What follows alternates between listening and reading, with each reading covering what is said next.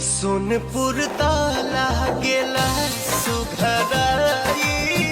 गाल गोल गोल गोरखपुर के गोराई रही कुमार तोहर राखत रही मान हो गइल शादी भइनी दूसरा के धन हो चाहे जान जाती बारू तो हमके फांसी पा लागेला हमके फांसी पा झूला जइबू का हो शादी होते जान भूला